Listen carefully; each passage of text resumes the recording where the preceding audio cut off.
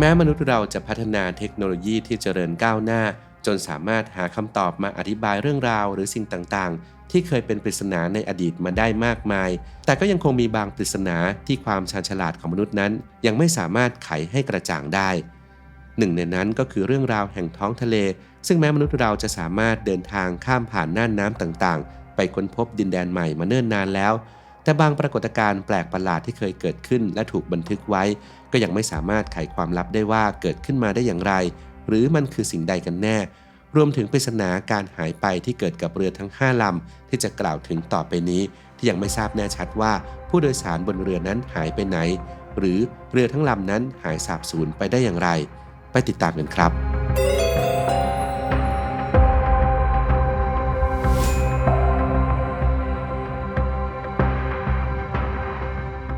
1. เรือแมรี่เซเลสในวันที่ 7 พฤศจิกายน ปี 1872 เรือใบสัญชาติอเมริกันความยาว 31 เมตร กว้าง 6.6 เมตรลำนี้ได้แล่นออกจากท่าเรือในนิวยอร์กมุ่งหน้าสู่เมืองเจนัวประเทศอิตาลีเพื่อนำแอลกอฮอล์เพื่อการอุตสาหกรรมจำนวน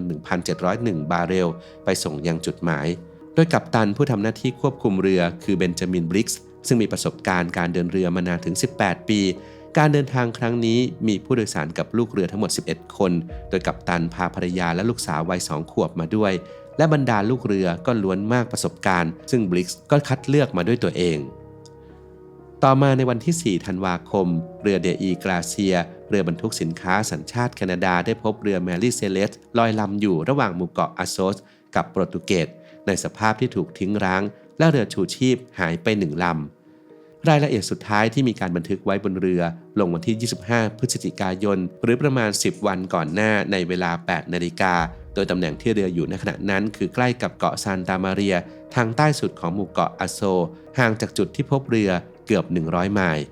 น่าทึ่งที่เรือลำดังกล่าวนั้นสามารถเดินทางฝ่าคลื่นลมมาได้ในสภาพที่ใบเรือฉีกขาดไม่เรียบร้อยตรงข้ามกับสภาพทุกอย่างบนเรือที่ยังอยู่ในสภาพเกือบสมบูรณ์ภายในเรือเปียกเพียงเล็กน้อยของใช้ส่วนตัวและเสบียงอาหารทั้งหมดยังอยู่ที่เดิมแต่อุปกรณ์นำทางของกัปตันหายไปเช่นเดียวกับเรือชูชีพและที่สำคัญคือไม่พบร่องรอยของผู้โดยสารกับลูกเรือจึงเกิดคำถามว่าเหตุใดเหล่ากัปตันและลูกเรือผู้เชี่ยวชาญจึงเลือกที่จะสละเรือทั้งที่เรือก็ยังอยู่ในสภาพที่ดีหลังจากทำการสืบสวนและเก็บกู้ก็มีการเสนอทฤษฎีขึ้นมามากมายเช่นเรืออาจจะถูกโจรสลัดโจมตีลูกเรือจึงต้องหลบหนีออกมาด้วยเรือชูชีพแต่ทฤษฎีนี้ถูกปัดตกไปเนื่องจากบนเรือไม่มีร่องรอยการต่อสู้ยิ่งไปกว่านั้นบรรดาสินค้าเสบียงและทรัพย์สินส่วนตัวทั้งหมดก็ไม่ได้ถูกทำลายหรือสูญหายไปแต่อย่างใดส่วนทฤษฎีที่น่าจะเป็นไปได้มากที่สุดคือเรือพบกับสภาพอากาศที่แปรปรวนส่งผลให้ถังไม้บรรจุแอลกอฮอล์เสียหายของข้างในจึงระเหยออกมาอากาศบนเรือกลายเป็นพิษจนไม่มีอากาศหายใจและเกิดภาพหลอนทุกคนจึงตัดสินใจลงเรือชูชีพโดยผูกเชือกโยงไว้กับเรือแมรี่เซเลสเพื่อรอให้แอลกอฮอล์ระเหยไปจนหมดค่อยกลับขึ้นเรือแต่สภาพอากาศนั้นไม่เอื้ออำนวยทำให้เรือแล่นต่อไปโดยไม่มีคนบังคับจนในที่สุดเชือกที่โยงเรือทั้ง2 ลำขาดลงผู้โดยสารทั้งหมดจึงต้องเคว้งคว้างอยู่กลางทะเลและอาจจะอดอาหารจนเสียชีวิตไปในที่สุด 2. เรือ SS วาราธา SS วาราธาเป็นเรือโดยสารและเรือกลไฟขนส่งสินค้าสัญชาติอังกฤษความยาว 152.4 เมตรของบริษัท Blue Anchor Line สร้างขึ้นในปี 1908 เพื่อเดินทางระหว่างยุโรปและออสเตรเลียเรือออกเดินทางจากเมืองดอร์บันไปยังเคปทาวน์ตามแนวชายฝั่งของประเทศแอฟริกาใต้ในวันที่ 25 กรกฎาคม ปี 1909 ระหว่างทางเรือลำนี้ได้หายไปอย่างไร้ร่องรอยพร้อมกับผู้โดยสารและลูกเรือจำนวน 211 คน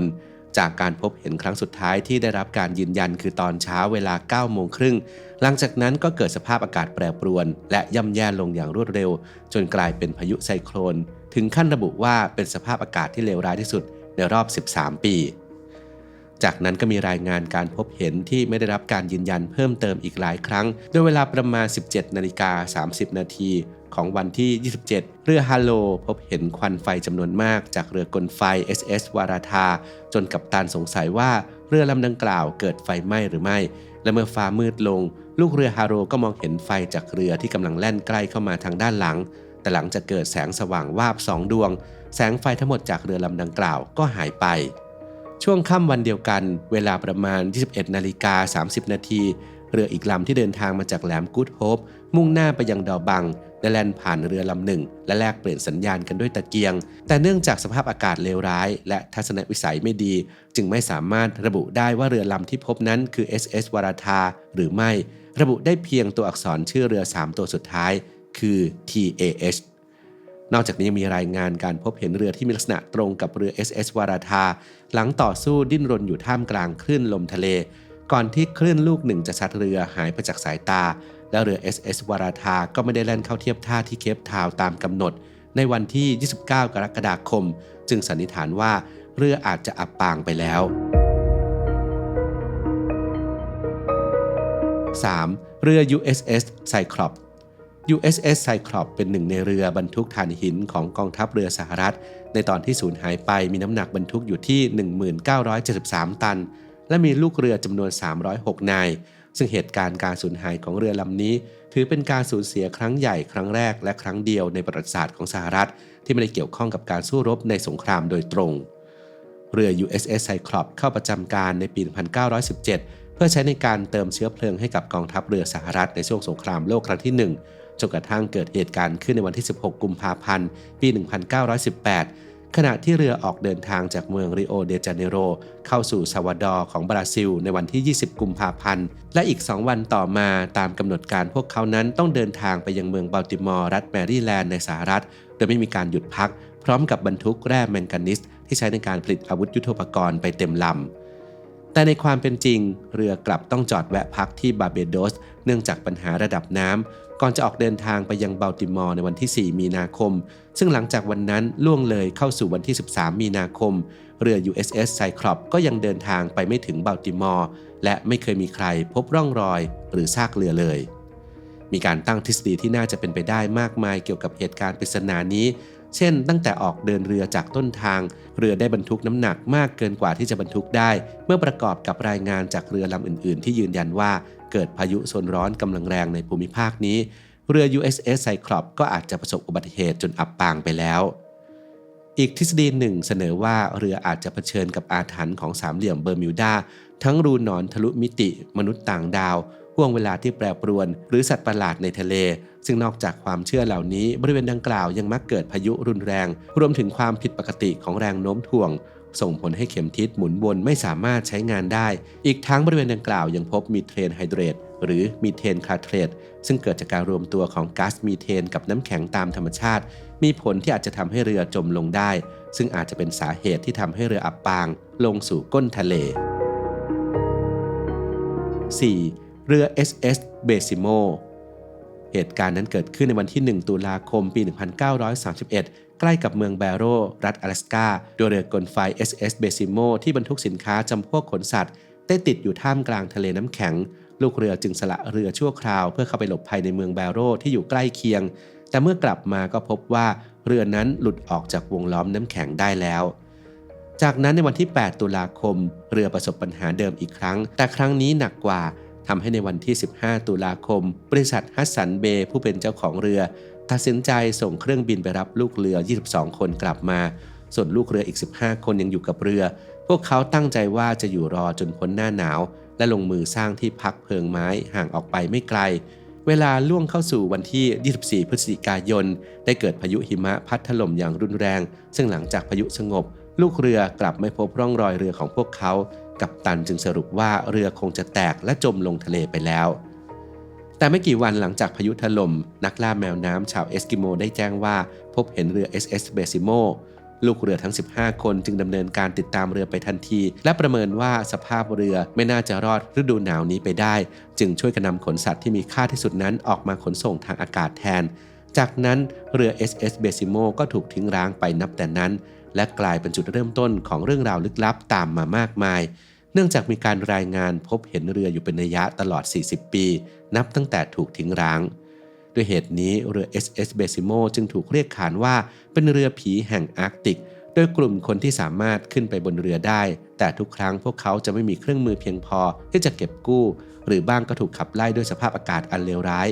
เหตุการณ์เป็นเช่นนี้หลายครั้งจนกระทั่งการพบเห็นครั้งสุดท้ายในปี 1969 ขณะที่เรือติดอยู่ท่ามกลางน้ำแข็งในทะเลชุกชีซึ่งดูเหมือนว่าเรือไร้คนขับนี้จะมีอายุยืนยาวผิดปกติโดยเฉพาะอย่างยิ่งในพื้นที่ที่ขึ้นชื่อเรื่องของพายุฤดูหนาวและทะเลที่จับตัวเป็นแผ่นน้ำแข็งเช่นนี้